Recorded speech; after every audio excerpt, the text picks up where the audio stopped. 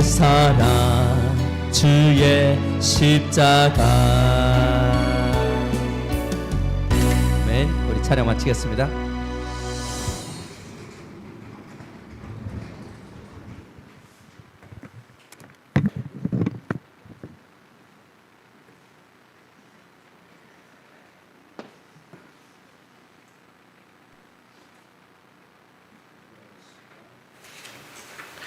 고마우신 하나님, 오후에도 주의 말씀을 사모하는 무리들이 이 자리에 모였습니다. 하나님, 이 시간에도 우리 가운데 말씀으로 찾아오시고 성령으로 찾아오셔서 우리에게 말씀에 듣는 귀를 열어주시고 말씀을 받는 마음을 열어주시고 말씀을 깨달는 지혜를 허락하여 주셔서 주의 말씀으로 은혜 받게 하옵소서. 듣는 귀, 깨달는 영, 마음밭을 허락하셔서 하나님이 귀하고 복된 생명과 주가 되심을 이 시간 깨닫고 만나게 하여 주옵소서. 예수님의 이름으로 기도합나이다. 네. 영상 송출했어요? 자, 우리 오늘 오후에는 마태복음 보겠습니다. 마태복음 2장 5절과 6절. 마태복음 2장 5절과 6절 말씀. 우리 성경 다 찾으셨죠? 찾았어요? 네. 2장 5절과 6절 다 같이 소리내서 시작. 유대 베들레헴이오니 이는 선지자로 이렇게 기록된 바, 또 유대 땅 베들레헴아 너는 유다 고을 중에 가장 작지 아니하도다. 내게서 한 다스리는 자가 나와서 내 백성 이스라엘의 목자가 되리라 하였음이니이다. 아멘. 오전에는 하나님이 미가 선지자를 통해서 예언된 말씀, 미가가 예언을 했어요. 그래서 이 말씀이 오늘 본문에는 어떻게 등장하냐면 1절에 이렇게 나옵니다. 예수께서 유대 베들레헴에서 나심에, 예수님이 유대 베들레헴에서 나셨는데 그때가 임금이 누구였냐면 헤롯 왕 때였다 그래요. 헤롯 왕 때 예수님이 유대 베들레헴에서 나셨다. 근데 그때 동방에서 박사들이 예루살렘으로 오신 거예요. 왜 왔죠? 별을 보고 예수님을 찾으러 온 거예요. 그래서 예루살렘에 도착해가지고 동방에서 예루살렘 왔으니까 낯이 설잖아요. 어디인지 모르고. 그래서 그 동네 사람들한테 묻습니다. 유대인으로 왕으로 나시니가 어디에 있습니까? 라고 하는 이런 질문을 하게 된 거예요. 그러면서 뭐라 하냐면 우리는 저 먼 동방으로부터 별을 보고 아기 예수께 경배하려고 왔습니다. 그리고 떠돌아다니니까 소문 나겠어요, 안 나겠어요? 이 소문이 어디까지 들렸느냐? 임금에게까지 들린 거예요. 그래서 헤롯 임금에게까지 이 소문이 들렸는데, 그러니까 예루살렘의 동네가 뭐 자자하지요, 소문이. 이런 지금 동방에서 박사들이 와가지고 예수가 태어난 유대인의 왕으로 난 예수를 찾고 다닙니다. 그래서 헤롯이 제사장과 그 다음에 백성의 서기관들을 다 불러 모읍니다. 다 불러 모아가지고 뭐라 하냐면은 여러분들 지금 동방에서 박사들이 찾아와서 찾는 유대인으로 나신 아기 예수가 어디에 있는지 여러분 아십니까? 그 소문이 여러분 들었습니까? 이거 묻는 거야. 그랬더니 뭐 전문가들이니까 다 알죠. 뭘 아느냐? 예언된 것을 읽었거든. 하나님이 예언해 놓은 걸 미가서를 통해서 다 들었어요. 그래가지고 얘기합니다. 여기서 5절에 그들이 그에게 가로되, 그들은 누구예요? 제사장들, 서기관들, 이런 사람들이에요.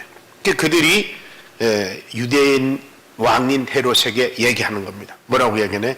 유대 베들레헴이라고 예언되어 있습니다. 어디라고요? 유대 베들레헴. 유대 베들레헴이라고 미가 선지자를 통하여 700~800여 년 전에 벌써 예언된 말씀입니다. 이러고 헤롯에게 얘기하는 거예요. 그러면서 지금 헤롯에게 이 전문가인 서기관 또 제사장, 학자 이 사람들이 헤롯의 왕에게 알려주는 그 내용이 오늘 6절이에요. 뭐라고 예언되느냐? 유대 땅 베들레헴아, 너는 유대 고을 중에 가장 작지 않다, 이렇게 예언됐다는 거예요. 예. 왜 그 가장 작지 않다고 했느냐? 이 땅에서 이스라엘의 백성을 다스릴 자가 나오기 때문이다 라고 이 얘기를 지금 누구에게 하는 거예요? 헤롯 왕에게. 헤롯 왕에게 제사장들이, 서기관과 제사장들이 지금 보고를 하는 거예요. 하나님의 예언된 말씀을 보고하는 내용이에요. 그러니까 이제 미가 선지자를 통해서 예언된 게 몇백 년이 지나서 마태복음의 오늘 본문에 그대로 이루어져 가고 있다는 사실을 헤롯 왕에게 보고하는 거예요. 서기관과 사도계파와 장로들과 이런 학자들이. 그래서 나온 내용이 오늘 이 본문 내용이 되는 겁니다.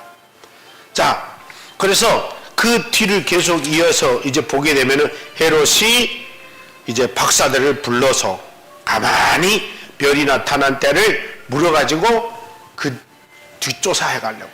예. 그래가지고 이제 알아보라. 나도 그에게 경배하겠노라. 사실은 경배하려고 알아보라 한 거예요? 해치려고 알아보라 한 거예요? 해치려고. 없애버리려고. 아니, 내가 임금인데 또 새로운 임금이 태어났다면 기분 좋겠어요? 나쁘겠어요? 나쁜 거예요. 아, 이거는 내가 없애버려야 될 존재구나, 이렇게 생각한 거예요. 자, 이런 내용으로 이렇게 쭉 이어집니다. 그래서 오후에도 우리가 오늘 본문은 6절로 이제 본문을 볼 텐데, 유대 땅 베들레헴 에브라다야, 이 작은 존재야 하는 거에 이제 오늘 본문도 우리가 이제 포인트를 두면서 이제 나눠보려고 합니다. 자, 우선 중요한 것은 이 글을 읽는 사람들이나 이 글을 믿는 나와 여러분들은 이 말씀을 통해서 우리가 지금 누구를 만나야 돼요? 큰 자를 만나야 돼요? 작은 자를 만나야 돼요? 본문에 보면 작은 자예요. 근데 작은 자를 만나려고 성경을 보면 만나는데 큰 자를 보고 만나려면은 없는 거예요. 그러니까 예를 들면 이거예요. 헤롯 왕에게 지금 보고된 거는 뭐냐면 이거예요.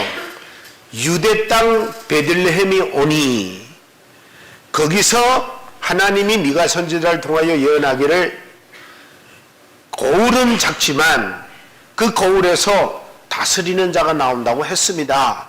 그래서 예수님은 이 땅에 예언되면서부터 무엇을 갖고 태어나느냐? 질투심을 유발하면서 태어나게 되는 거예요. 여러분, 유대인의 왕은 예수님이 태어나면서 벌써 뭘 당해요?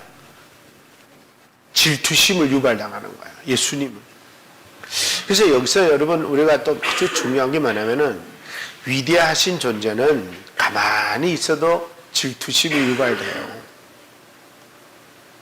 소리 세면은 요란스럽기만 하지 뭘 아무것도 못해요. 그래서 나는 예수님이 참 숨겨진 이제 존재인데, 숨겨진 보잘것없는 잘 사람들이 눈에 띄지도 않는 그런 존재로 이 땅에 등장했는데, 그 존재가 위대해질 거라는 예언을 아는 사람들을 통해 가지고 예수님이 위대해지기 전에, 커지기 전에 벌써 누구를 겁먹이는 거예요? 누구를 겁먹이는 거야? 헤롯을 겁먹이는 거야. 그러니까 여러분, 이 헤롯은 우리가 흔히 좋은 상징이에요, 나쁜 상징이에요? 나쁜 상징이에요. 예. 그러니까 예수 믿는 우리들에게 어쩌면은 가장 가장 기쁜 소식 중에 하나가 뭐냐면은 보잘것없이 이 땅에 모양도 없고 부품도 없고 풍채도 없는 예수님이 이 땅에 태어나서 어디서 태어났는가도 사람들은 잘 모를 만큼 알려지지 않은 아기로 태어났는데 벌써 나라의 임금이라는 놈은 벌벌 떠는 거야. 불안해하는 거야. 이건 뭘 상징하느냐? 하나님의 위대함을 상징하는 거야. 하나님의 위대함은 세상을 두렵게 만들고 떨게 만들고 불안하게 만드는 거야. 그러니까 여러분, 우리가 지금 이런 놀라우신 위대한 위력을 가지신 분이 나와 여러분의 심령 가운데, 신앙 가운데, 믿음 가운데 숨겨져 있어요. 이분을 우리는 지금 뭐 해야 돼요? 드러내야 되는 거예요. 드러내야 돼요. 그러니까 우리가 당당하고 우리가 믿음으로 긍지를 가져야 되는 게 뭐냐면은 숨겨져 있는데도 벌벌 떨면 드러나면 얼마나 겁이 질리겠어요. 그렇잖아요? 우리가 논리적으로 생각해봐도. 그러니까 예수님이 실질적으로 나타났을 때 진짜로 어둠의 권세, 사탄의 지배를 받는 악한 것들의 종들은 벌벌벌벌 떠는 거예요. 여러분, 재밌는 게 뭐냐면 이거예요. 예수님이 대단하지 않으면 노골적으로 죽이려고 했을 텐데 너무 위대하니까 어떻게 죽이려 해요? 가만히 음모로 해치려고 하는 거예요. 그래서 내가 직접 정면으로 돌파해서 이기지 못할 자는 사람들이 어떤 수법 써요? 음모를 꾸미잖아요. 어떻게 가만히 해칠까? 이게 사탄의 수법이에요. 그러니까 참 예수님이 작은 모습으로 왔는데 우리는 그때 뭐 예수님을 모르니까 뭐 어떻게 할 수 있는 게 아무것도 없었지만 예수님을 아는데 예수님 보잘것없는데 예수님은 하찮은데 예수님은 정말 볼품없는데도 불구하고 그 땅에 그 나라에서 가장 세력을 가진 헤롯 왕이라는 존재가 불안해한다니까요. 아기 태어났는데 불안해할 이유 있어요, 없어요? 없잖아요. 아무것도 아니에요. 그래서 나는 오늘 이 말씀을 통해서 여러분들이 우리가 드러내야 드러날 수 있는 예수님, 나와 여러분 가운데 계시는데 그분만 계셔도, 그분만 함께해도 어둠의 견체들은 자기들이 먼저 알아보고 벌벌 떨 줄로 믿습니다. 근데 우리는 어떻게 해요? 내가 그 위대한 분을 모시고 있는데도, 나와 여러분들은 그 위대한 분을 믿고 있는데도 높은 사람 만나면은 우리가 떨어야 안 떨어요? 우리가 떨어요. 우리가 벌벌벌 하고 돈 많고 권력 있고 힘 있고 능력 있는 사람 앞에 우리가 쪼그라드는 그런 잘못된 신앙을 우리는 내려놔야 돼요. 긍지를 가져야 돼. 적어도 성경에 예수님 이름하는 사람으로는 할 수 없으되 하나님으로는 할 수 있느니라. 그러니까 우리의 상상을 초월하는 게 믿음이 돼야 돼요. 우리의 생각을 뛰어넘는 게 바로 믿음이어야 해요. 왜냐하면 우리의 존재 자체로는 아무것도 할 수 없어요. 우리 존재 자체로는 될 게 아무것도 없어요.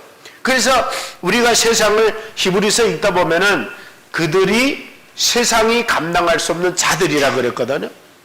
히브리서 읽다 보면 그 나와요. 세상이 감당할 수 없는 자들이 그들이라. 그들이 다 어떤 자인지 아세요? 주를 위하여, 복음을 위하여, 진리를 위하여 죽은 사람들. 세상이 우리를 어떻게 못하려면은 어떻게 나와야 되느냐? 죽으면 죽으리라. 그렇게 나와야 돼요. 근데 우리는 지금 예수님 너 끝까지 믿으면 죽어버릴 거야, 잡아갈 거야, 가다버릴 거야 이러면은 벌벌벌벌 떠서 안 믿겠습니다. 이러면은 세상이 우리를 하찮게 보고 우습게 보는 거예요. 우리에게는 생명의 위대한 능력을 가지신 주님이 나와 여러분 가운데 계심을 믿으시기 바랍니다. 그래야 대담함이 생겨요. 강함이 생겨요. 여러분, 믿습니다 해서 대단해지는 게 아니고 소리 안 내도, 대인 소리 안 해도 내 마음에 믿어지면 든든해져요. 든든해져요. 그래서 주를 위하여 죽을 수 있는 자는 아무나 죽는 게 아니에요. 저도 예수님 처음 믿었는데 목사님이 이제 그 계시록 가르치면서 말세에 대해서 마지막 때에 대해 가르치면서 이제 순교와 순교 안 하는 이런 거에 대해 쭉 얘기하더라고요. 그때 뭐 순교가 뭔지 몰랐죠. 근데 목사님이 딱 순교할 사람들 손 들어봐요. 그러더라고요. 그래서 한번 우리도 들어볼까요? 순교할 사람들 손 들어봐요. 하나도 안 들잖아요. 모르니까. 근데 나는 손 들으라니까 드는 게 좋은 줄 알고 들었어요. 그래 이제 순교가 뭔지 아나 그래요. 그래서 모릅니다. 들으라서 들었어야 되죠. 근데 순교라는 것은 주를 위하여 죽을 수 있어야 되는 거예요. 순교라는 것은 주를 위하여 복음을 위하여 진리를 위하여 죽는 거래요. 근데 그때는요 솔직하게 초신자 때는 진짜 죽을 수 있었어요. 죽을 수 있습니다. 뭐 무리고 부리고 무서운 때가 아니었으니까. 근데 성경을 알고 보면 알고 볼수록 순교는 내가 할 수 있는 게 아니에요. 은혜로 해야 돼요. 주님이 죽을 수 있는 담대함, 능력, 강함 이런 거를 줘야 가능한 거예요. 뭐 내가 순교하겠습니다 해서 되는 게 아니에요.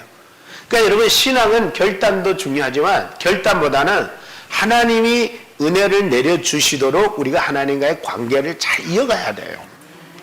그래서 주여 내가 주를 위해서 죽겠나이다 금방 고백하고 금방 돌아서서 부인한 게 베드로예요. 예수님의 수제자. 예수님이 그런 얘기거든요. 너희가 오늘 저녁 다 나를 부인하리라 그랬어요. 그랬더니 베드로가 딱 주여 여기에 있는 제자들이 다 부인할지라도 나는 주를 위하여 죽겠나이다. 그랬더니 또 제자들이 있다가 우리도요 이런 거예요. 다 그러겠다는 거야. 주를 위해 죽겠다고. 그러다가 예수님이 잡히니까 다 뿔뿔이 도망치고 그 중에 제자 하나는 옷 다 벗고 자다가 잡으러 오니까 이불 뒤집어 쓰고 도망갔어요. 그게 제자들이에요. 그러니까 여러분 우리가 뭐 큰 소리 친다고 되는 게 아니고 뭐가 있어야 된다? 주님의 은혜가 있어야 된다. 그러니까 여러분 내가 잘 믿으란 말 하지 말라는 게 여러분 잘 믿으려고 해서 되는 게 아니고 하나님 나한테 은혜 주셔서 주님 앞에 바르게 주님을 온전히 믿을 수 있도록 은혜 주십시오. 이렇게 해서 온전히 믿는 자는 순교할 수 있어요. 온전히 믿는 자에게 하나님 은혜를 주시니까.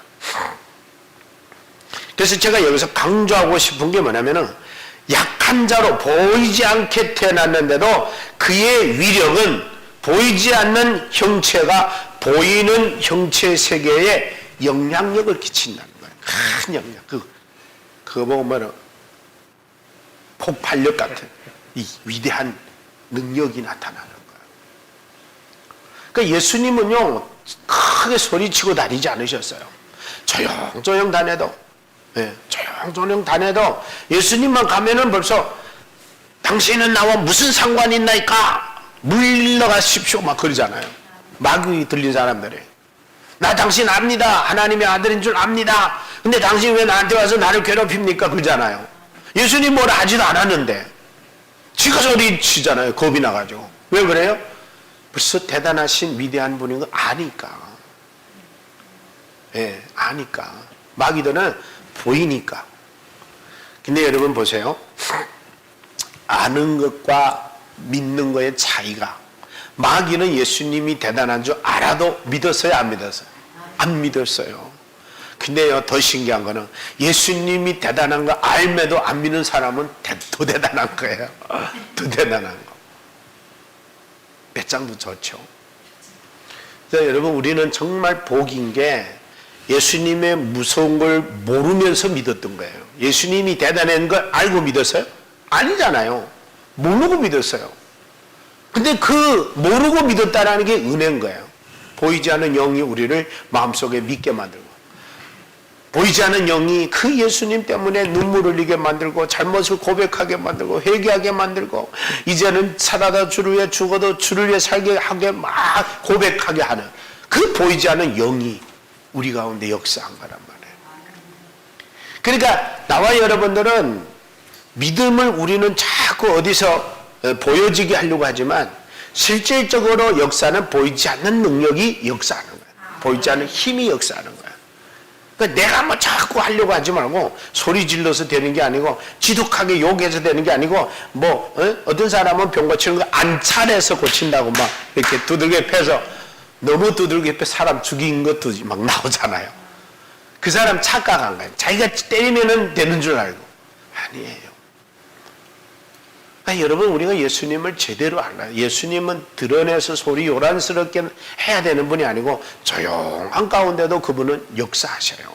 조용조용해도. 예. 다만 뭐가 필요하냐? 그분이 일하심이 나를 통해 있으면 되는 거야. 요란스럽고도 없고 어떤 사람은 막 고래고래 소리 지르면 되는 줄 알지만 꼭 그렇지도 않아요. 꼭 그렇지만도 않아요. 소리 안 질러도 가능. 우리는 성격이 소리 지르는 스타일이에요. 그런 은혜를 경험했으니까 그렇다고 해서 내가 소리 안 지르면 하나님 역사 안 하시냐? 그렇지 않아요. 근데 절대 한 가지 확신하는 것은 하나님은 조는 자를 통해서 역사 안 해요. 하나님은 졸면은 일 안 하셔요. 예. 하나님은 깨어있는 자를 통해서 하나님이 역사하셔요. 그래서 여러분 절대 졸면은 하나님이 쓰시지 못해요. 예. 그래서 그런 것들을 하나 있고, 그래서 여기서 오늘 우리가 말씀드리고 싶은 것 중에 하나가 뭐냐면은 유대 땅 베들레헴아 너는 모든 자중, 나 여기서 한 가지 뭐냐면은 유대 고을 중에서, 그러니까 한마디로 말하면 뭐예요? 너희 중에서 가장 작을지라도 그 말이에요. 유대 땅도 그리 크지 않은데 유대 거울에서 베들레헴이라고 하는 것은 더 작은 거예요. 그러니까 그런 보잘것없고 드러나지도 않은 그 작은 존재. 그래서 하나님은 참 너무 감사한 게, 우리가 감사할 수밖에 없는 게, 하나님은 들어서 쓰더라도 역사하더라도 기적을 나타내더라도 하나님은 그 어떤 거대하거나 대단한 데서 역사하는 게 아니고 보일까 말까, 드러날까 말까, 나타날까 말까 하는 곳에서 역사. 근데 여러분, 사람들은 또 신기한 게요, 큰 교회 가야 하나님이 역사하는 줄 알아요. 그래서 큰 교회로 다 쫓아가요. 또 어떤 사람들은 또 기도원에 가면 역사하는 줄 알고 기도원만 쫓아다니는 사람도 있어요. 물론 거기 가도 역사해요. 그러나 거기 가서 역사하는 하나님은 여기서도 역사해요. 근데 우리는 그걸 자꾸 나 있는 곳에서는 하나님 역사 안 할 줄 알아요. 그리고 하나 또 있는데 뭐냐면은 하나님은 나 때문에 역사하도록 만들어야 돼요. 그게 쓰임 받는 거거든. 내가 있어서 하나님 일을 하시고, 내가 있어서 이 역사를 나타내고, 내가 있어서 하나님 그 일을 행하실 수 있어야 우리는 보람 있는 거예요. 예를 들어 이렇게 생각해봐요. 내가 주님 앞에 갈 때까지 하나님은 단 한 번도 나를 통해 뭔가 하신 적이 없어. 불행해요, 행복해요? 불행하잖아요. 예를 들게요. 인간적으로 봅시다.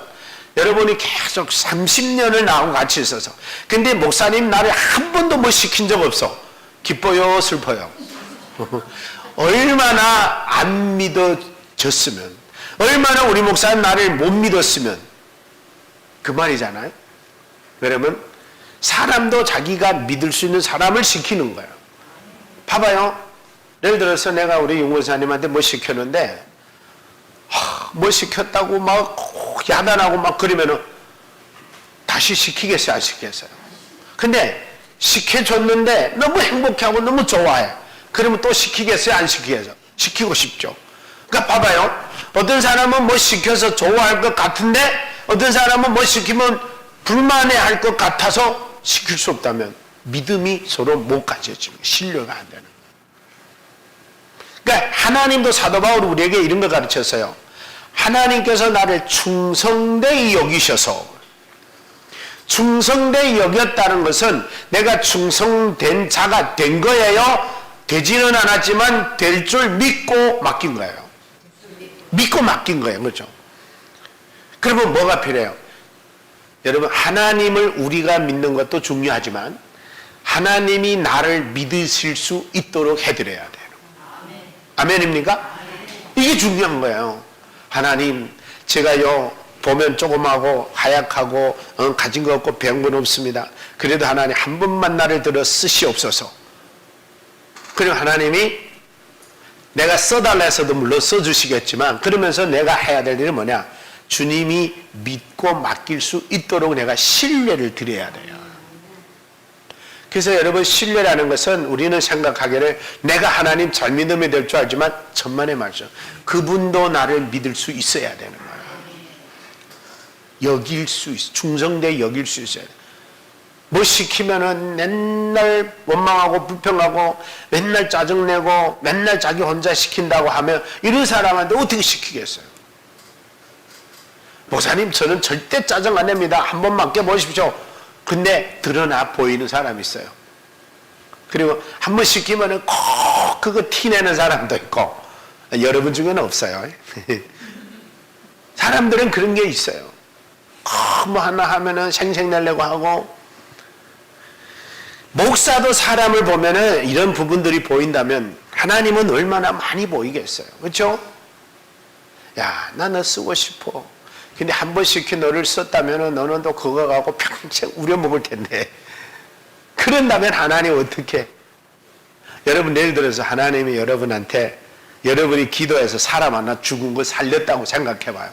그럼 여러분 어떻게 될 것 같아요? 겸손해질까요? 오만해질까요? 어디 가서 또 사람 살렸다고 떠들고 대고 뭐 다 오라고 내기도 하면 낳는다고 그럴 것 같아. 우리는, 인간들은. 그리고 다른 사람 있어요. 목사들도 그렇고 장로들도 그렇고. 그러니 하나님이 얼마나 안심하겠어. 야, 이놈아, 네가 살렸냐 내가 살렸지. 그렇지 않아요? 그래서 내가 살린 거야. 참 한심한 이런 부류들이 많이 있어요. 그래서 우리는 어떻게 된다? 작은 자임을 인정하고, 하나님, 나는 작습니다. 이 보잘것없는 계자씨보다 작은 나를 하나님 그래도 써보게 놓으라고 목사 만들어주고 권사 만들어주고 집사 만들어줬습니다. 하나님, 내가 하나님이 만들어준 이 직분에 어울리도록 살아가게 하옵소서. 그렇게 해야 되지 않겠어요? 뭐 하나님 쓴다는 게 그냥 씁니까? 직분 만들어줘서 집사 시키고 권사 시키고 목사 시키고 다 쓰려고 시킨 거 아니에요. 그랬으면 하나님 앞에, 하나님, 내가 무슨 자격이나 있었겠습니까? 공부도 제대로 못하고 맨날 몰려다니고 맨날 소외당하고 맨날 남들한테 취급받아 왕따 당했던 내 존재인데, 하나님은 나를 그래도 왕따하지 않고 하나님 나를 들어 산용해 주셔서 집사 주고 권사 주고 목사 줬으니 주여 거기에 걸맞는 삶이 되게 하여 주옵소서. 이렇게 우리가 기도를 좀 해야 하나님이 그래, 내가 너를 충성되게 여겨 뽑은 거 네가 알고 있구나. 근데 뭐 요새는요, 직분 받는 거를 다 무섭게 생각하기도 하고, 어떤 사람은 또 그걸 계급으로 생각하기도 하고, 또 직분 주려면은 또 안 받겠다 했다가 또 안 주면 또 시험 들고, 별의별 사람들이 다 있어요.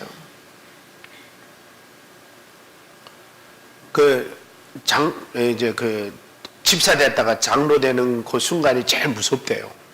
대부분 이제 교회 목사님들이 하는 얘기. 안수 집사까지는 그렇게 겸손하다는 거야. 근데 딱 장로 이제 되는 순간부터 빳빳해진대요. 그리고 장로들끼리 또 그런데요. 야, 당신 이제 장로야, 목사, 마음대로 하게 내버려 두면 안 돼. 막 1인 되는 거야. 무서워요. 그래서 저는 우리 교회 절대 장로 안 시킬까 생각해요. 그래도 시킬만 하면 시켜야죠 하는 소리지만은. 그러니까 여러분, 우리가 생각하는 것은 내가 커서 내가 대단해서가 아니고, 나는 보잘것없고 나는 하찮고 나는 아무것도 아니로되 주께서 능력의 장중에 들어 쓰시네 나를 사용해 주옵소서. 그러니까 교회 와서 잘났다고 주렁댈 거 없어요. 정말 없어요. 여러분, 나는 제일 눈꼴 사나운 게 그거예요. 별로 대단하지도 않은데 약자를 무시하고 약자를 짓밟고 약자를 우습게 보고 약자를 하대하고, 이런 것들은 사람인 목사도 싫은데 하나님 보기 얼마 시켰어요. 안 그래요? 하나님이 볼 때 얼마나 다 소중하고 귀하고 둘도 없는 존재라고 했잖아요. 여러분, 나와 여러분 같은 존재 둘도 없어요. 하나님은 정말 소중하게 여기는데 우리가 막 짓밟고 너 같은 것도 없고 뭐 막 그러고 이러면 하나님이 얼마나 속상하겠어요. 얼마나. 하나님은 이런 걸 바라실 것 같아요. 건강한 자는 약자를, 배운 자는 못 배운 자를, 있는 자는 없는 자를 손잡아 같이 이끌어 가는 삶, 더불어 가는 삶. 하나님 그걸 원하셔요. 그걸 원하신다고. 그래서 여러분 건강하다고 혼자 부지런히 가버리지 않고 약자들을 손잡고 같이 가죠. 저 이번에 장례식 때 우리 고모 사촌 형수도 오셨어. 근데 이제 수술했는지 다리가 못 서가 겨우. 근데 우리 그 막내 동생이 자기 형수군 친형수. 내 놀랐어요. 우리 동생이 자기 형수를 계단에서 이렇게 부축에 내려오느라고 제일 마지막 이렇게 내려오는 걸 보면서 야, 철이 들었구나. 형수가 다리 못 쓴다고 다리를 부추기고 이렇게 내려오는 거 보면서 가슴이 정말 감동했었어요. 내 동생이었지만. 보통 요새 참 그런 모습 보기 드물어요. 근데 그런 모습을 보면서 참 너무너무 보기 좋다. 그리고 우리도 안 믿는 사람들도 그런 걸 동정하고 돌봐주고 부추겨줄 줄 안다면 우리 조금 건강하다고 약자를 무시하지 말고 손잡고 갈 수 있기를 바랍니다. 우리 다 약자잖아요. 그렇잖아요. 우리 다 약자예요. 사회에서도 약자는 돌봐주고 보살펴주고 복리가 있는데 복지가 있는데 우리 기독교는 자체가 복지예요. 기독교는 그렇잖아요. 기독교는 자체가 복지단체예요. 근데 우리가 복지단체인 이 세계에서 아니 그거 좀 잘났다고 좀 배웠다고 좀 가졌다고 조금 안다고 모르는 사람 무시하고 이러면 되겠냐 말이에요. 아멘입니까? 너나 나나 다 약자고 너도 부족하고 나도 부족하고 너도 못 배웠고 나도 못 배웠고 너도 없고 나도 없고 우리 서로 끼리끼리 주님 안에서 아름다운 귀한 존재로 인정해 줘야 되지 않겠어요? 그렇죠? 그래서 여러분 부탁인데 이번 성탄절에 여러분 새로운 분들이 혹시 오실지 모르지만 오더라도 또 안 왔던 분이 오더라도 꼭 다가가서 손잡아주고 좀 따뜻하게 안아도 주고 좀 그러면 좋겠어요. 왜냐하면 우리가 할 일은 딴 거 없어요. 뭐 말 잘하고 무슨 신앙 좋아 기도 많이 하는 것도 좋지만 실천하는 것은 그동안 많이 보고 싶었다. 그동안 얼마나 힘드셨습니까? 이렇게 해주고 그게 기독교 공동체가 돼야 되는 거예요. 예. 성경 야고보가 뭐라 했냐면 이렇게 하는 거예요. 멋있는 옷 입고 오는 사람은 막 자리 내주면 앉아라 그러고 헐망하게 입고 제대로 입지 못하고 온 사람은 오든지 말든지 앉든지 말든지 이린다는 거예요. 그 어쩌면 오늘날 우리 교회 안의 모습일지도 몰라요. 그러면 안 돼요. 깔끔하게 입었든 잘 입었든 많이 배웠든 멋있든 못 멋있든 다 하나님 앞에는 귀하니까. 그래서 여러분 이 시대는 어떤 교회가 돼야 되냐면 바로 그런 실천이 있는 교회가 살아있는 교회입니다. 성도 많이 모이는 교회가 중요한 게 아니고 한 성도라도 어느 사람 따뜻하게 말에 정말 진심을 담아 정성을 담아 그렇게 하면서 한 가족이 되는 거예요. 교회는 가족이잖아요. 가족. 이 시간 우리 함께 기도했으면 좋겠습니다. 정말 나와 여러분에게는 장 보일까 말까하는 보이지 않는 드러나지 않는 위대한 생명의 위력을 나와 여러분들이 마음에 믿음에 신앙에 모시고 살아갑니다. 그분이 예수님입니다. 그런 위대한 분이 보이지도 않는데 미리 겁에 질려하는 어둠의 권세들이 있습니다. 우리가 그분을 모셨다면 우리가 어디에 있든지 어둠의 권세는 두려워하고 공포에 떨고 우리로 인하여 어두운 세상은 밝아지는 그리고 소외되고 약한 자들에게는 따뜻함을 전달하는 나와 여러분들이 되도록 이 시간 기도하는 시간 가지겠습니다. 사랑에 많으시고 고마우신 존귀하신 하나님 아버지 오늘도 귀한 말씀으로 우리에게 은혜를 주신 주님 감사합니다.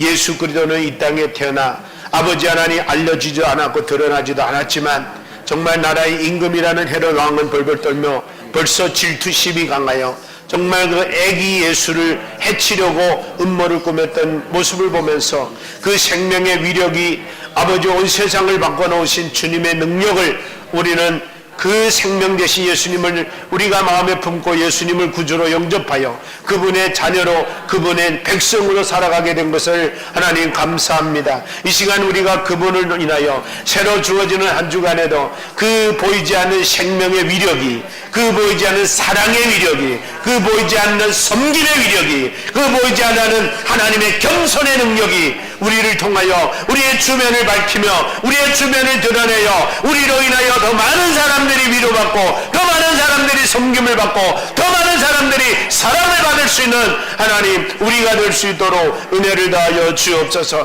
돌아오는 주일은 우리 성탄 주일입니다. 아버지, 우리 사랑하는 주변에 수많은 사람들, 아버지 아직 보지 못한 예수 그리스도를 아버지 하나님 볼 수 있도록 우리를 통하여 그들을 주께로 인도하는 하나님의 역사가 일어날 수 있도록 하나님 도와주옵소서. 주님 믿습니다. 주여 은혜를 다하여 주옵소서. 사랑하는 하나님 아버지, 보이지 않는 위력을 가지신 예수님은 이 땅에 잘 나타나지도 않고 드러나지도 않았지만 임금이 되는 헤롯 왕은 시기심에 눈이 멀어 어린아기 예수를 해치려고 음모를 꾸미며 공포를 떨며 불안해했던 그 모습을 봅니다. 생명의 주가 되신 예수 그리스도가 우리 마음속에 있습니다. 우리 믿음 속에 있습니다. 우리의 삶 속에 있습니다. 아버지여, 우리가 가는 곳에 어둠의 권세가 물러가게 하시고 우리가 가는 곳에 사랑이 실천되게 하시고 우리가 가는 곳에 주님의 겸손의 위력이 드러나게 하시고 섬김의 위력이 드러나게 하시고 죽음의 생명이 살아나는 역사가 있게 하여 주옵소서. 우리가 그분을 모시고 삽니다. 우리가 그분을 믿고 삽니다. 우리가 그분을 의지하고 삽니다. 주여, 새로 주어지는 한 주간에도 우리의 삶 가운데 빛나는 위대한 예수 그리스도의 영광이 드러나게 하옵소서. 예수님의 이름으로 기도하옵나이다.